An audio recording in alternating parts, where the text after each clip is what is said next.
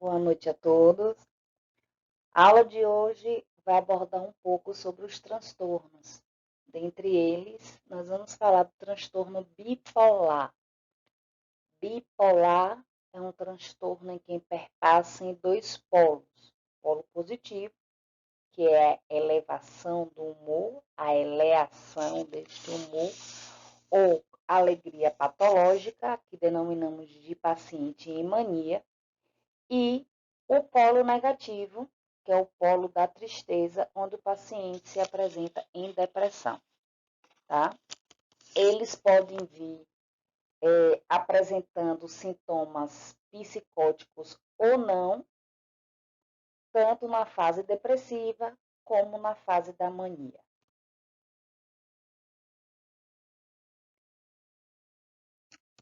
Todo paciente bipolar, dentro da psiquiatria, que é realmente a linha médica responsável pelo transtorno mental, que é de responsabilidade médica, os CIDs, que são os diagnósticos. O transtorno bipolar, dentro da saúde mental, ele está dentro do CID chamado F31. É uma doença crônica, né, que é vista seu início em adultos jovens, da fase da adolescência para a fase adulta. Quando a gente fala na doença crônica, é uma doença que é para a vida inteira, e as medicações que nós está tendo elas as principais, como o estabilizador do humor, que nós vamos ver lá na frente, ela que dá esse equilíbrio na vida desse sujeito. Então, ele se equilibra quimicamente através de uma droga para ele ter o convívio social com outras pessoas. Ela pode ser grave, né? E aí a gente tem várias modalidades que não vem ao caso no momento, em função de ser um diagnóstico de cunho médico, e ele pode ser caracterizado por episódios de mania ou hipomania, alternado ou misturado com episódio de depressão. Mania é a euforia bem mais ampla, é o paciente que está em irritabilidade, agitação psicomotora, logorreico, que é a aceleração da fala e do pensamento, e hipomania é uma mania mais baixa, né, inicial, quando ele começa a demonstrar que vai entrar em crise. E se a gente tem alguns sinais na hipomania, o paciente apresenta alguns sinais que pode entrar na crise e se agravar mais aquela demanda. Na etiologia multifatorial, vários fatores vêm influenciar o processo de recaída desse paciente. Aí nós temos os fatores psicológicos, ambientais, genéticos e biológicos. São fatores que condicionam o processo da doença e são fatores também que a doença faz com que ele tenha os processos de recaída, mesmo em uso da medicação, tá? Psicológico, qualquer personalidade capaz de lidar com estresse, abuso ou negligência na infância, ausência da figura materna, perdas, né, de emprego, entes queridos e separação. Esses são alguns fatores que vêm a contribuir com esse fator genético da bipolaridade. Ambientais, o uso de substâncias psicoativas, alteração do ritmo biológico e eventos adversos precoces, associado a outras patologias. Tá?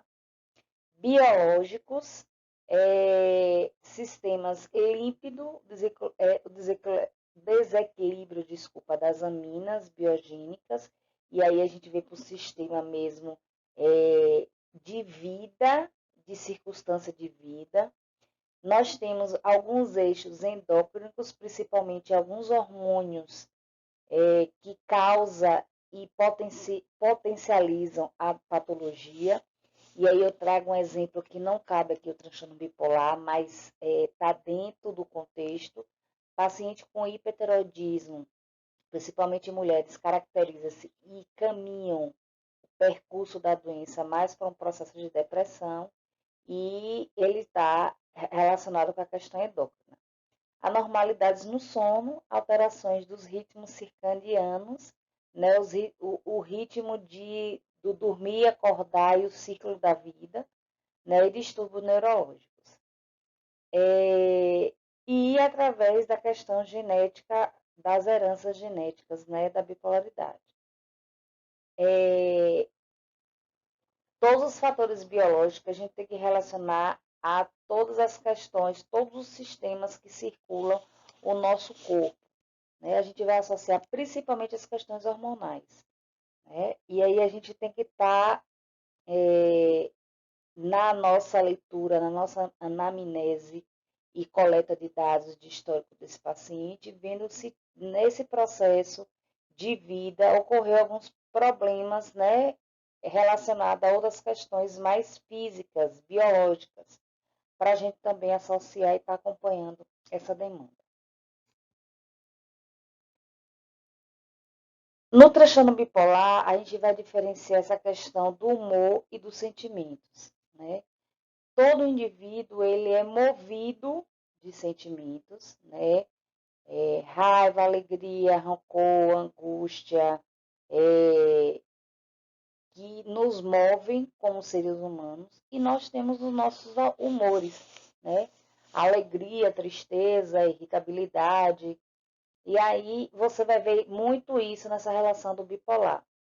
O humor ele é expansível, que é o normal, principalmente quando ele é um bipolar em mania, que o sentimento dele vai ser de grandiosidade, né, sempre para cima, irritado, isso é característica do paciente em mania, e o sentimento é de otimismo exagerado, eufórico,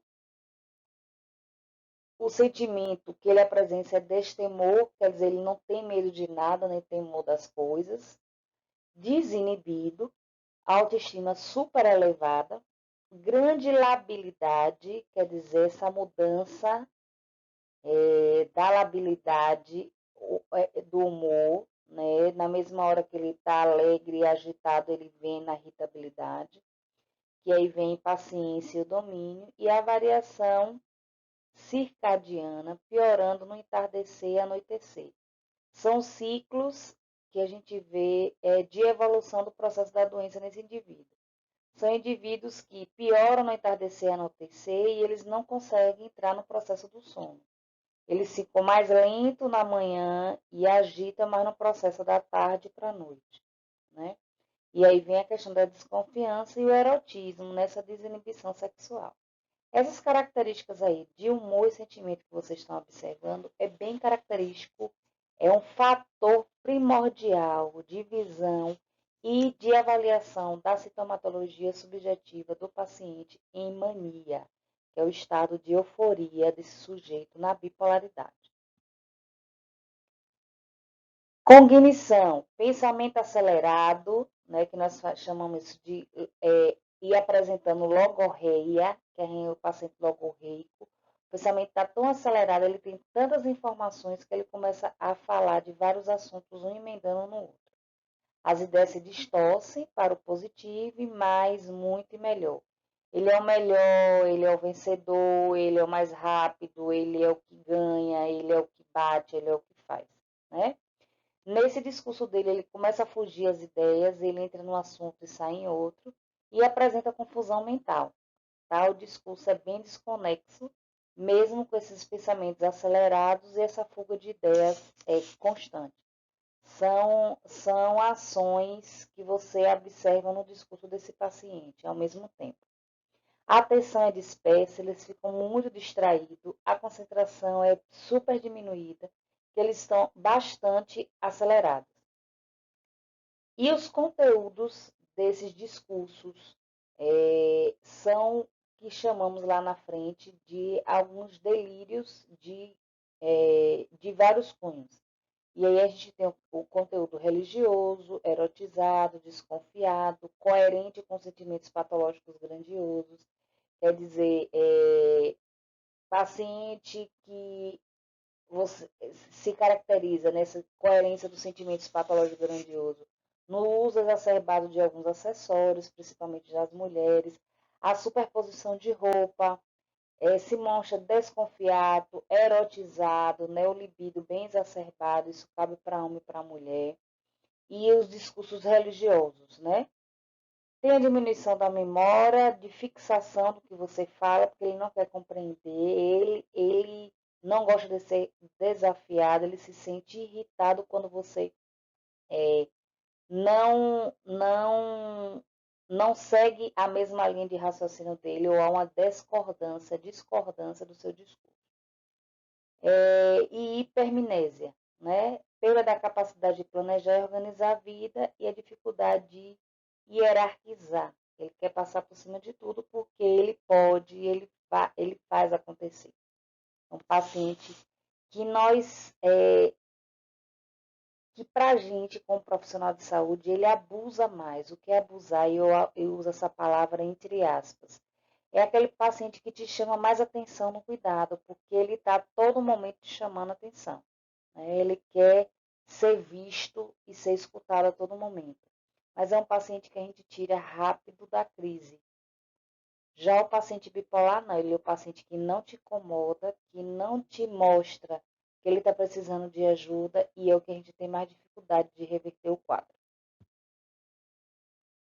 Comportamento desinibido, né? Impulsividade, começa a fazer uso de drogas e aí a gente vê um discurso, quem vê primeiro, o uso da droga ou a doença de base. Nós temos hoje no AD, no CAPS de álcool e drogas, vários pacientes que o transtorno de base é de cunho psíquico, não em uso da droga. Ele só faz uso de qualquer droga quando ele está na fase da mania, da euforia da doença. Então, de jogar, comprar, eles adoram presentear, gosta de muita aventura, assume todos os riscos possíveis. Hiperativo, ele fica impaciente, quieto, agitado. A ausência de criatividade, ele não é mais criativo, porque com essa mistura de pensamentos, de fuga de ideia, dessa agitação psíquica, ele não tem uma autenticidade nessa criatividade dele.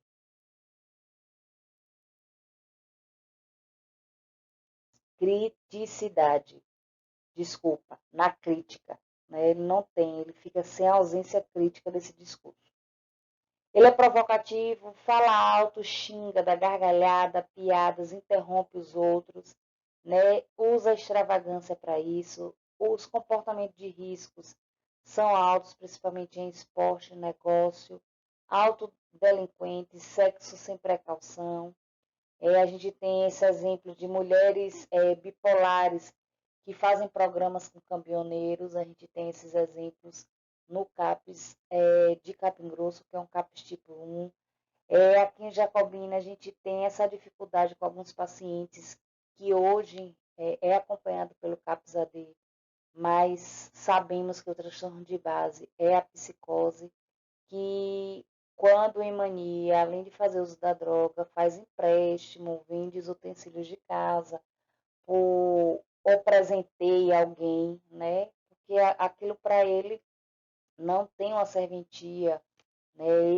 Ele é do bem, ele doa tudo, ele faz todas as necessidades que as pessoas querem ou sentem.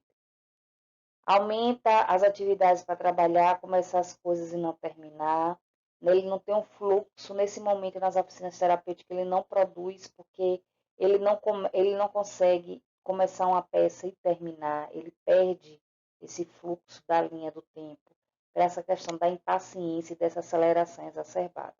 Né?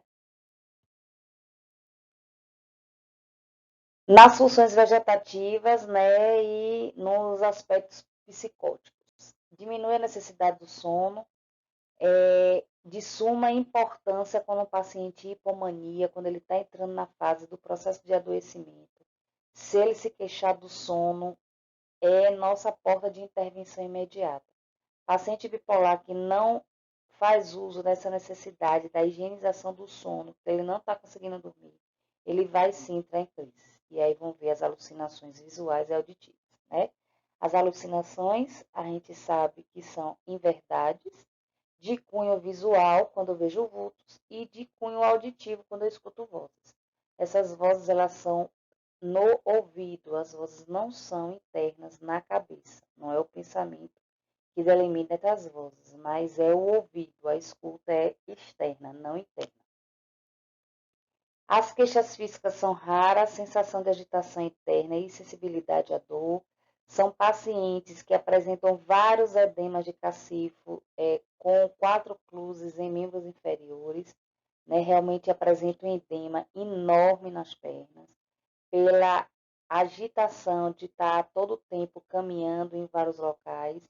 A gente vê muito isso em alguns andarilhos que em surto saem de uma cidade para outra e a gente só vai encontrar depois quando essa pessoa é compensada em hospital de urgência e emergência e aí ela consegue em si, que o paciente bipolar ela tem isso depois, ele consegue saber algumas coisas, de lembrar algumas coisas que ele fez naquele processo de adoecimento. Perda de peso, aumento do apetite, uso de cigarro, de álcool, de droga, tudo que tiver de modismo que ele pode usar, que o desafio ele faz, tá? O aumento do libido, tanto no homem como na mulher. A mulher ela fica mais exposta, né? Porque ela fica realmente pelada, o homem não fica pelado na rua, mas ele fica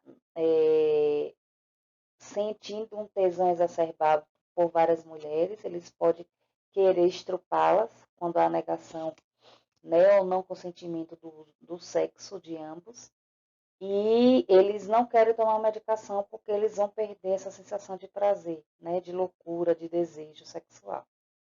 Os delírios, ele pode ser ideação deliroide de cunho sexual, político, religioso, grandiosidade, dizer que é o presidente da república, que ele que manda na cidade, que ele é o delegado, que ele é o prefeito, né? Ou de pessoas famosas, que nós chamamos isso de delírios de grandeza.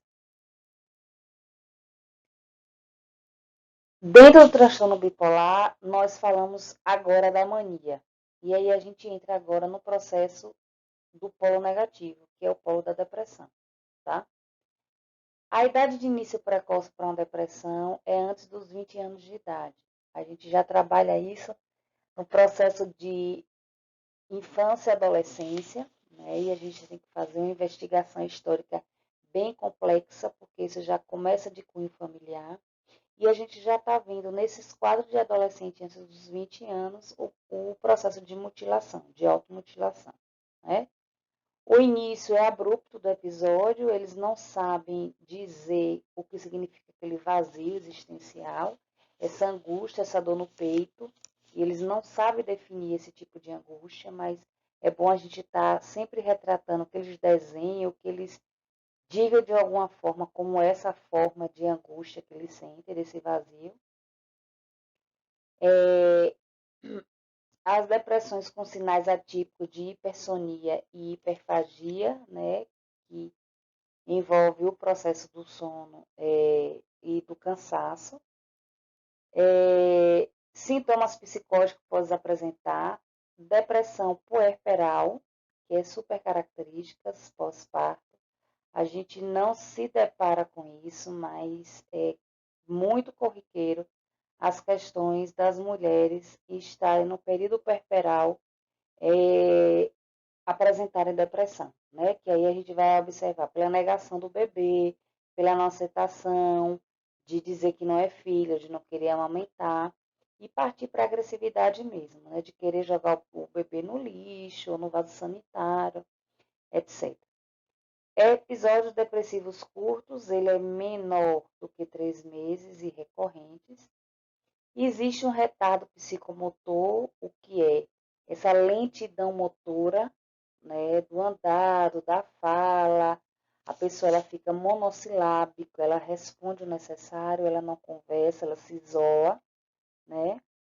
Existe a questão da sazonalidade, os períodos que isso acontece, e histórico familiar anteriores de transtornos, né, em parentes de primeiro grau, que a gente tem que observar.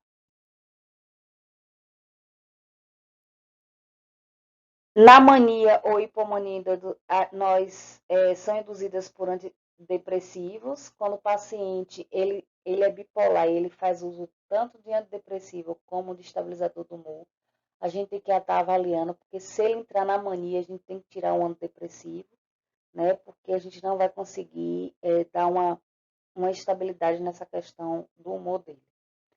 Perda do efetivo de antidepressivo, a resposta aguda não profilática.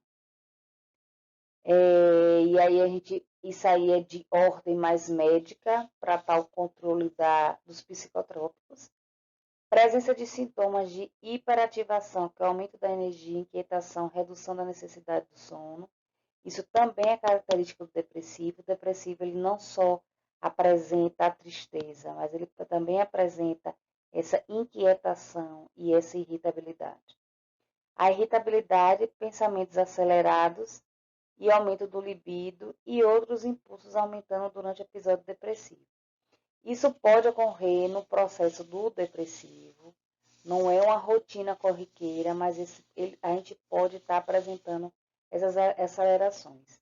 Nesse quadro aí que vocês estão vendo, tanto quando começa a falar da mania, que são esses 4 pontos, até a irritabilidade, isso são de características mais de cunho médico. Eu trago para vocês verem que a depressão ela não é uma característica só da tristeza, ela apresenta episódios também complexos associados ao transtorno da bipolaridade, tá? Tratamento farmacológico. O que é que nós usamos para esses pacientes? Nós usamos estabilizadores do humor, né? Pacientes de saúde mental, ele não usa só uma droga somente, ele usa várias drogas para associar todos os contextos. Então, tratamento farmacológico, nós vamos usar para o transtorno bipolar um estabilizador do humor, um antidepressivo e um antipsicótico. Às vezes, esse antidepressivo ele é retirado quando ele está na mania e quando ele cai o polo, né, para o depressivo, ele é colocado e a gente tira outros do momento mania ou diminui, que são os estabilizadores do humor, tá certo? E a gente tem essa conservação do antipsicótico para os dois polos, tanto positivo como negativo. O estabilizador do humor usado para paciente com mania são os fármacos que a gente tem que ter o maior cuidado, porque a toxicidade dele é quase equivalente à sua dosagem terapêutica, né? Então, a gente tem que estar solicitando ou lembrando ao psiquiatra da litimia desse paciente, onde a gente pede de 3 em 3 meses para estar avaliando essa dosagem. A dosagem máxima dia de um paciente com estabilizador do humor, e aí eu boto o lítio em especial, que a gente pede a litimia através do lítio, é a medicação que a gente pede a litimia é do lítio, não pede dos outros. É de 900 miligramas, né? Que aí a gente vai avaliar. Pelo SUS, ele é oferecido numa dosagem de 300 miligramas, mas nós também encontramos em 450 miligramas. Então, pelo SUS, o paciente ele tem que fazer uso 3 vezes ao dia. Para facilitar o uso também, pode-se usar um pela manhã e 2 à noite. Que aí o paciente não tem um intervalo de tempo maior para uso e não fica manhã, meio-dia e noite fazendo uso do estabilizador, tá? A carbamazepina é um outro estabilizador do humor, também super usado, tanto para estabilizar o humor, mas também tratar a irritabilidade.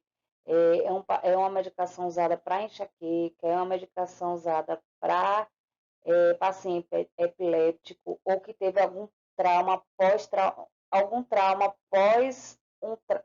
traumático a um acidente de carro, né?